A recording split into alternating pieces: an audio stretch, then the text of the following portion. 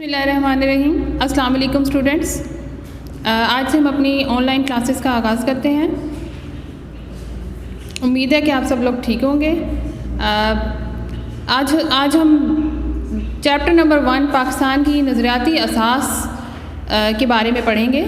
सबसे पहले हमें ये समझना ज़रूरी है कि नज़रियाती असास का मतलब क्या है। तो पाकिस्तान की बुनियाद भी किसी नज़रिए पर रखी गई है, तो असास बुनियाद को ही कहते हैं। ठीक है, तो सबसे पहले हम इसके लिए समझना ज़रूरी है कि नज़रिया होता है क्या है। तो नज़रिया किसी काम को करने के लिए जब अपने दिमाग में आप कुछ सोचते हैं, कुछ प्लानिंग करते हैं, कोई प्रोग्राम बनाते हैं कि मुझे ये मकसद हासिल करना है, उसको हासिल करने के लिए आप जो जद्दोजहद या कोशिश करते हैं या जो तरीका अपनाते हैं वो नज़रिया कहलाता है। इसके अलावा आपकी बुक में नज़रिए के बारे में बहुत डिटेल से बताया गया है कि नज़रिया क्या होता है। किसी शय को वजूद में लाने के लिए जहन में जो सोच, फ़िक्र और नक्शा उभरता है और कायम होता है वो क्या कहलाता है? नज़रिया कहलाता है।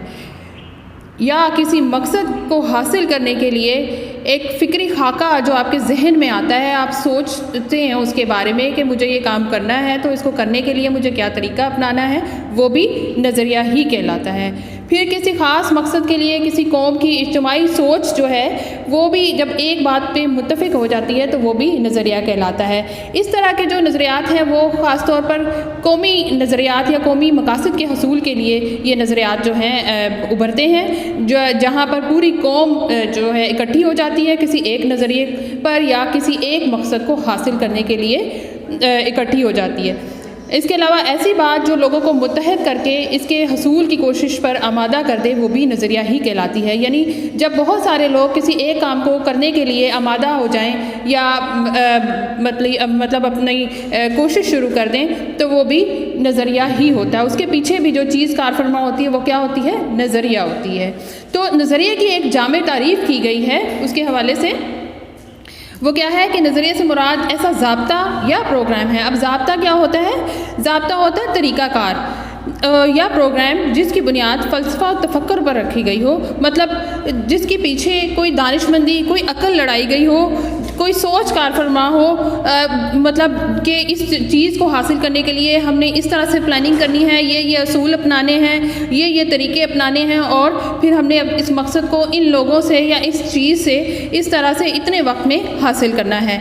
तो ये सब क्या होता है? नज़रिया ही होता है। और इंसानी ज़िंदगी के मुख्तलिफ़ पहलुओं मसलन सियासी, मौशरती और तहज़ीबी मसाइल के हल के लिए कोई लाया अमल मतलब तरीक़ाकार बनाया गया हो वो क्या कहलाता है? नज़रिया कहलाता है।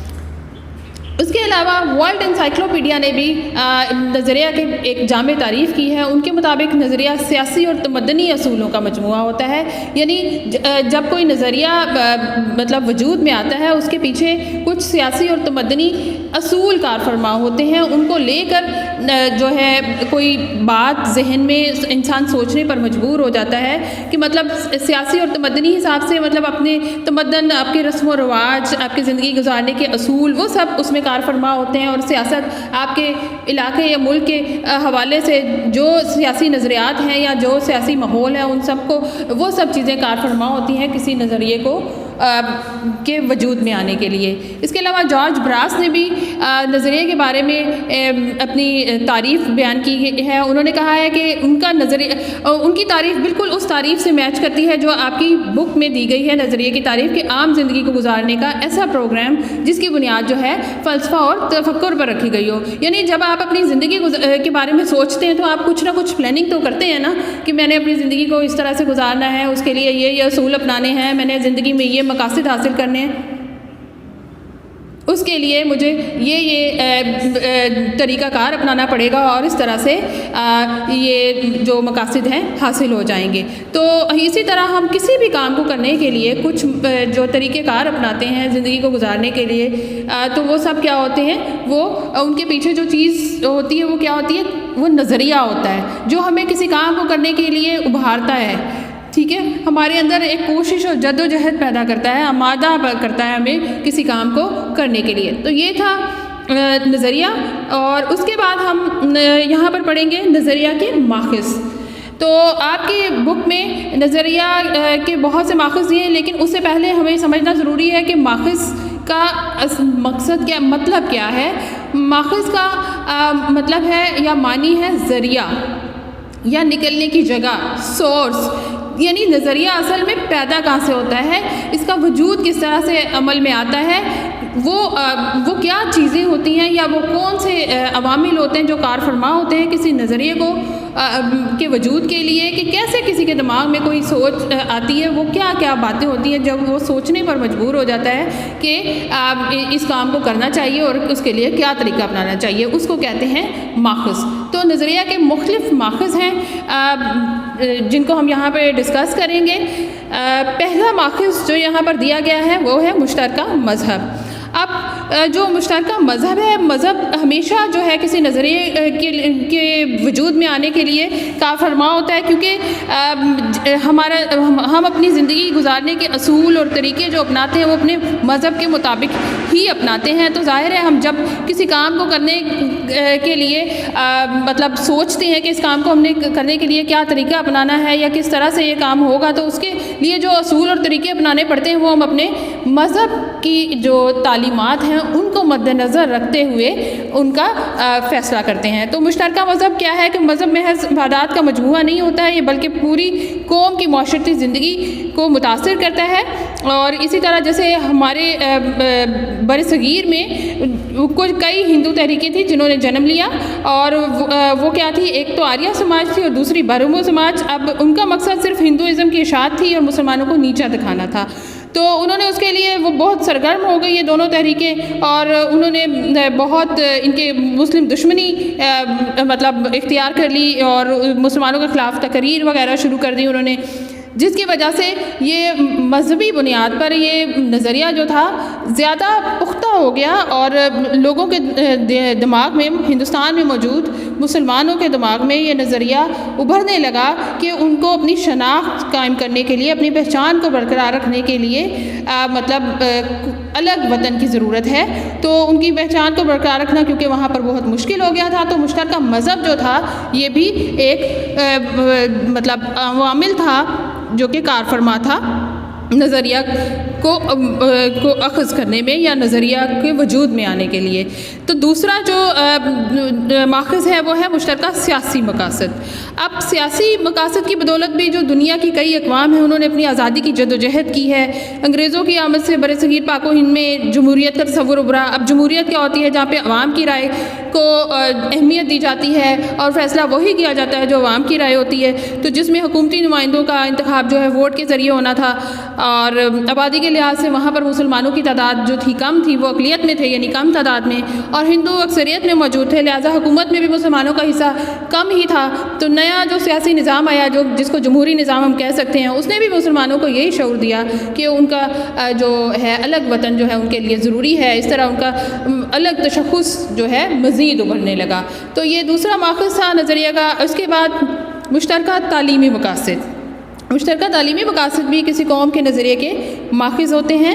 انگریزوں نے برصغیر پہ قبضے کے بعد ایسا نظام تعلیم متعارف کرایا جس میں انگریزی کو مرکزی حیثیت حاصل تھی، اور اس پر مسلم علماء نے رد عمل کا اظہار کرتے ہوئے انگریزی زبان کے سیکھنے کو خلاف اسلام قرار دیا، اور بیشتر مسلمانوں نے نئے نظام تعلیم کو رد کر دیا۔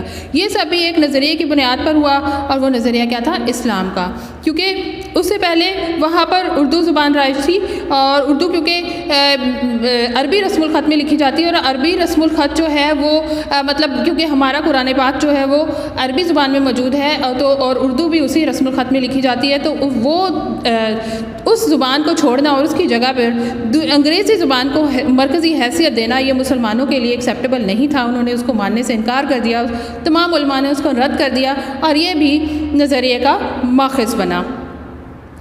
اس کے بعد ہے مشترکہ معاشی مقاصد۔ مشترکہ معاشی مقاصد بھی کسی قوم کے نظریے کے ماخذ ہوتے ہیں۔ اب 1857 کی جو جنگ آزادی تھی اس کے بعد انگریزوں کی ہمدردی حاصل کرنے کے لیے ہندو جو تھے وہ انگریزوں کو یہ بات سمجھانے میں کامیاب ہو گئے کہ جو جنگ آزادی تھی اس میں مسلمانوں کا کردار زیادہ تھا، اور مستقبل میں بھی وہ اس طرح کی کوششیں کرتے رہیں گے۔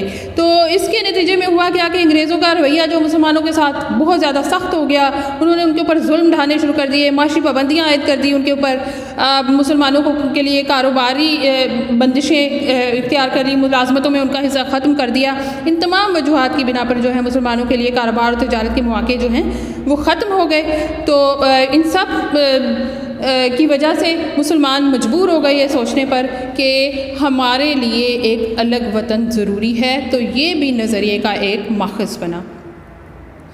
اس کے بعد مشترکہ ثقافتی مقاصد ہیں۔ ثقافت کیا ہوتی ہے؟ کسی قوم کے، کسی علاقے کا طرز رہن سہن، رسم و رواج، طریقہ زندگی، کھانا پینا، یہ سب کیا ہے؟ مشترکہ ثقافتی مقاصد ہیں۔ تو مشترکہ ثقافتی مقاصد کی بنیاد پر بھی کسی قوم کا نظریہ جو ہے جنم لیتا ہے، یعنی ثقافت میں زبان بھی آ جاتی ہے، طرز زندگی بھی آ جاتا ہے، رہن سہن، کھانا پینا، رسم و رواج، سب کچھ آ جاتا ہے۔ تو انگریزوں کے ہندوستان پہ قبضے کے وقت اردو کو سرکاری زبان کی حیثیت حاصل تھی۔ تو برطانوی حکومت میں جب ہندوؤں کا حکومتی سطح پر عمل دخل بڑھا تو انہوں نے اردو کی جگہ ہندی کو سرکاری زبان رائج کرنے کی کوششیں شروع کر دی۔ تو اردو کیونکہ عربی رسم الخط میں لکھی جاتی تھی، لہٰذا اسے اسلام اور مسلمانوں کے قریب تصور کیا جاتا تھا، جبکہ ہندی جو ہے وہ دیوناگری رسم الخط میں لکھی جاتی تھی، لہٰذا ہندوؤں نے اردو کی جگہ ہندی کو سرکاری زبان کا درجہ دلوانے کی کوشش کی۔ اس کے لیے انہوں نے مطالبہ کر دیا، لیکن مسلمانوں کو ہندی پڑھنے لکھنے پر عبور حاصل نہیں تھا، اور ہندوؤں کے اس عمل نے مسلمانوں کو یہ سوچنے پر مجبور کر دیا کہ وہ متحدہ ہندوستان میں اپنے تشخص کو مزید برقرار نہیں رکھ سکتے، یعنی اپنی پہچان برقرار نہیں رکھ سکتے۔ اب وہ متحدہ ہندوستان کیا تھا؟ وہ بر صغیر جہاں پہ مسلمان اور ہندو دونوں اکٹھے رہتے تھے، اس لیے اس کو متحدہ ہندوستان کا نام دیا جاتا تھا۔ تو وہاں پر انہیں اس بات کا احساس ہوا کہ اب یہاں پر ہمارا اکٹھے رہنا ناممکن ہے، اور یہ بھی نظریے کا ایک اہم ماخذ ہے۔ تو یہ 5 ماخذ تھے جو آج ہم نے ڈسکس کیے ہیں، جو کہ نظریہ کا سبب بنے۔ تو یہاں پر ہم اس ٹاپک کو ختم کرتے ہیں۔ اوکے اسٹوڈنٹس، اللہ حافظ، تھینک یو۔